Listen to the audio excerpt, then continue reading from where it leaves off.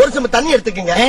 அத தோசைக்கல்ல ஊத்தி அதுக்குன்னு வழக்கமா ஒரு விளக்கமாறு வச்சிருப்பீங்கல்ல? ஆமாங்க. அத அடிப்பக்கமா திருப்பி சரிங்க. வரட்டு வரட்டு வரட்டுன்னு ஒரு 4 இழுப்பு இழுத்து சரிங்க. நல்லா கழுவி விட்டுருங்க. சரிங்க. ஒரு கிண்ணம் நிறைய மாவு எடுத்து பெரிய ரவுண்டாவும் இல்லாம சின்ன ரவுண்டாவும் இல்லாம சரிங்க. பொதுவா ஒரு ரவுண்ட ஊத்தி 4-5 வெங்காயத்தை போட்டு அள்ளி பொடி பொடியா நறுக்கி அப்படியே மேலாப்ல பரபரன்னு தூவி விட்டு சரிங்க.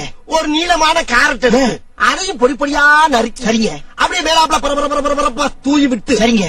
ஒரு 16 கரண்டி நெய் எடுத்து சரிங்க. அதுல 6 கரண்டி நெய்ய உள் சைடு அப்படியே லேசா விளாவி விட்டு சரிங்க. 10 கரண்டி நெய்ய தோசைக்கு வெளி சைடு அப்படியே மேலாப்ல விளாவி விட்டு சரிங்க.